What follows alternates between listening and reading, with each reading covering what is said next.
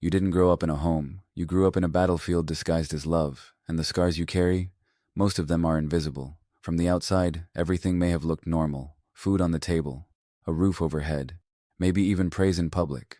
But behind closed doors, love was conditional. Approval was earned. Affection came with strings attached. And you learned something no child should ever have to learn, that safety could disappear without warning. You weren't allowed to just be a child. You had to be useful, impressive, quiet, perfect, or invisible. If you were raised by a narcissistic parent, you didn't develop freely. You adapted strategically.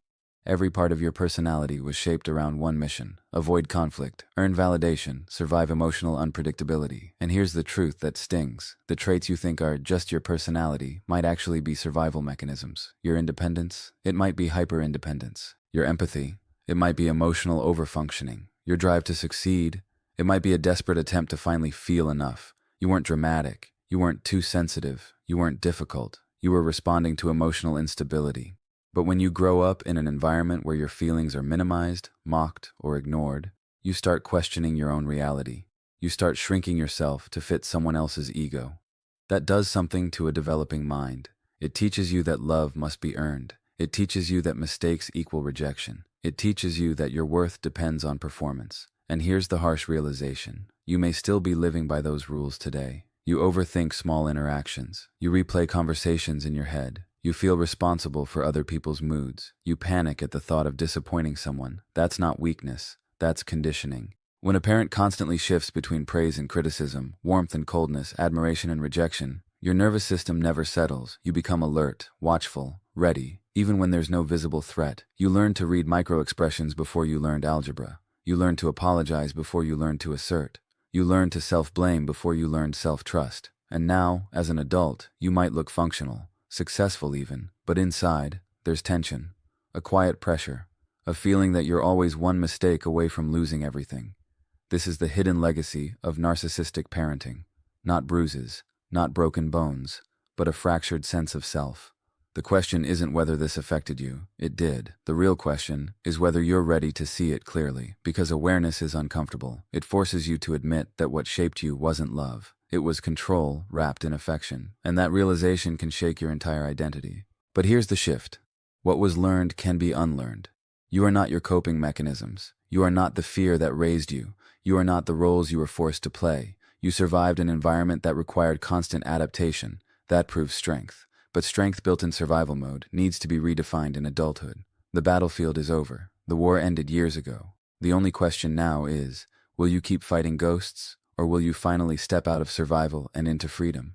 You can read a room in seconds. Before anyone speaks, you already know who's irritated, who's distant, who's pretending. People call it intuition. They say you're perceptive, empathetic, emotionally intelligent. But let's be honest, you didn't develop that skill because you were gifted. You developed it because you had to survive. When you grow up with a narcissistic parent, moods are unpredictable.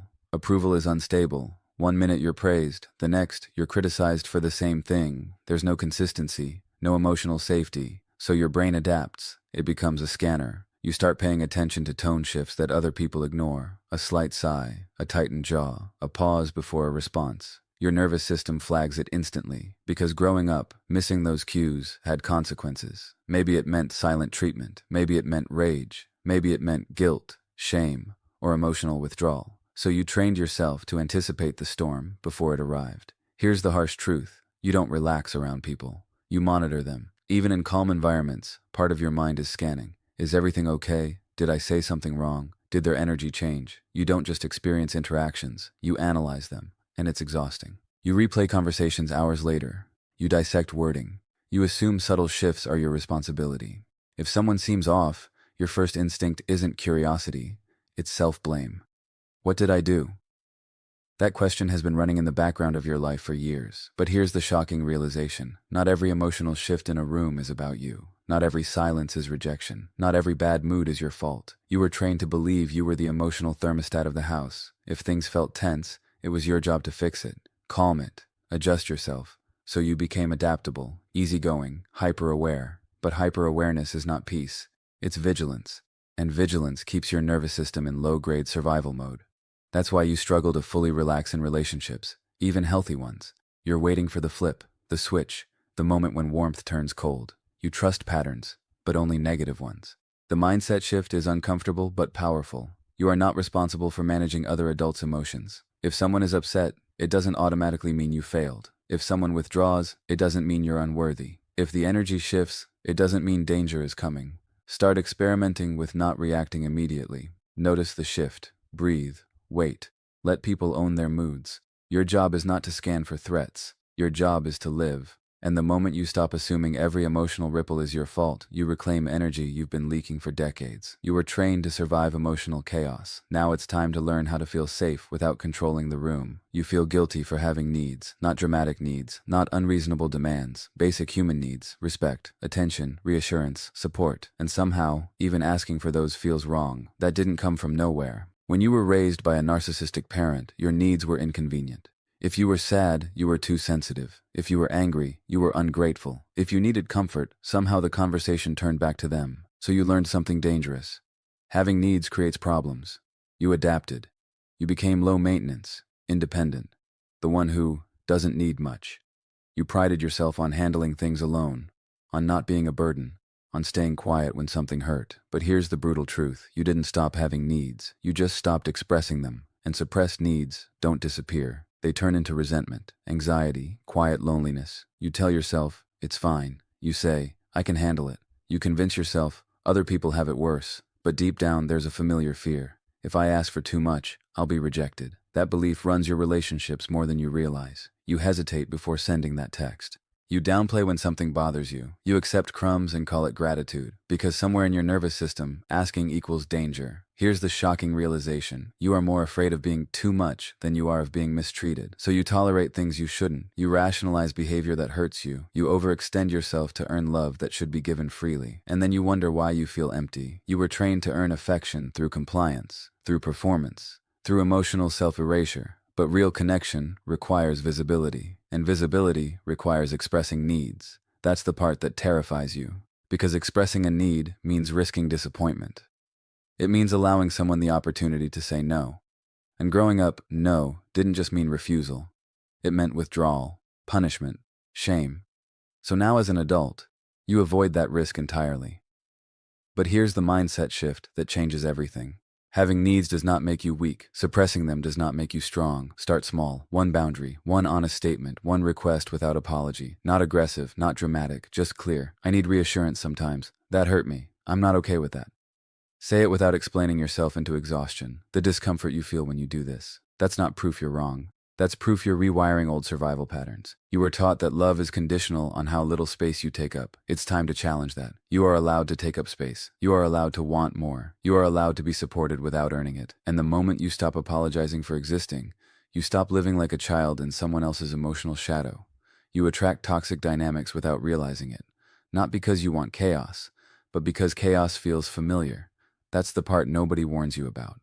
When you grow up with a narcissistic parent, instability becomes normal. Love comes in waves. Praise is followed by criticism. Warmth is followed by withdrawal. You learn that closeness is unpredictable, and your nervous system memorizes that pattern. So when you meet someone consistent, calm, emotionally available, it doesn't feel exciting. It feels strange, almost suspicious. But when someone is intense, hot and cold, hard to read, suddenly your body lights up. You call it chemistry, you call it passion, you call it a spark. Here's the harsh truth. Sometimes it's just familiarity. Your brain is wired to seek what it knows, even if what it knows is unhealthy. You may find yourself chasing people who make you work for basic affection. People who give just enough validation to keep you hooked, but never enough to feel secure. And without realizing it, you slip into the same role you played as a child. The fixer, the peacemaker, the overgiver. You try to win love. Because deep down, there's still a part of you trying to rewrite the original story, trying to finally get the approval that was withheld, trying to prove that if you just love hard enough, perform well enough, tolerate long enough, you'll be chosen consistently. But here's the shocking realization. If love feels like a test, you're repeating a trauma, not building a relationship. Healthy connection does not require you to audition. And yet, stability can feel boring at first. Why? Because your nervous system is addicted to emotional spikes. High highs, low lows, tension followed by relief. That roller coaster feels alive. Calm feels flat. But calm is not the absence of passion. It's the presence of safety. You may also ignore red flags longer than others. You rationalize bad behavior. You minimize disrespect. You tell yourself, they're just stressed. They didn't mean it. I'm overreacting. Because you were trained to doubt your own perception. Growing up, your reality was often invalidated. So now even when your gut whispers, something's wrong, you override it. That's dangerous. The shift starts with one powerful question. Do I feel safe here?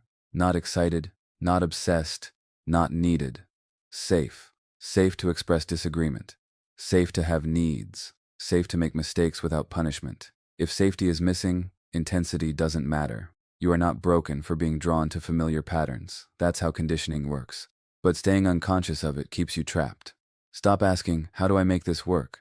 Start asking, why does this feel so familiar? Familiar is not always healthy, and the moment you choose stability over adrenaline, you break a cycle that may have been running your life for decades. You have a hunger to prove your worth, not a small one, a relentless one. You don't just want success, you need it. You don't just want recognition, you crave it. Not because you're arrogant, but because somewhere deep inside, there's still a child trying to earn something that should have been given freely, approval.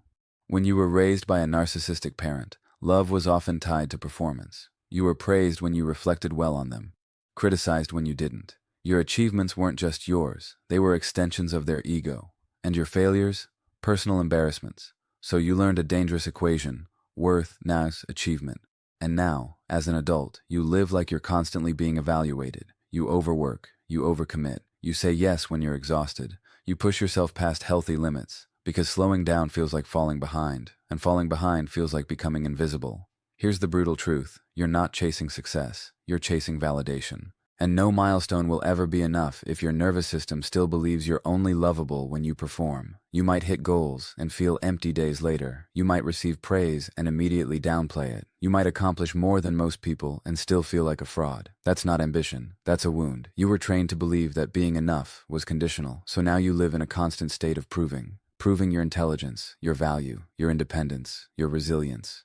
But here's the shocking realization. The people who made you feel inadequate were never the judges of your worth to begin with. And yet, you're still trying to win a court case that closed years ago. You don't have to be the best to deserve love. You don't have to be useful to deserve respect. You don't have to be perfect to deserve peace. The mindset shift is uncomfortable, but powerful. Detach your worth from your output. Let yourself rest without earning it. Let yourself succeed without moving the goalpost. Let yourself exist without performing. This doesn't mean lose your drive. It means purify it. Achieve because you desire growth, not because you're trying to silence an inner critic that sounds like your past. And here's the challenge. Notice where you're still proving. Notice where you're still overcompensating. Notice where you're still seeking applause from people who will never clap. Then make one radical decision. Stop performing for love. You survived a childhood where love felt conditional. That was strength. But carrying that survival strategy into adulthood will cost you peace. You are not a resume. You are not a trophy. You are not a reflection of someone else's ego. You are enough without the performance. And if that statement makes you uncomfortable, good.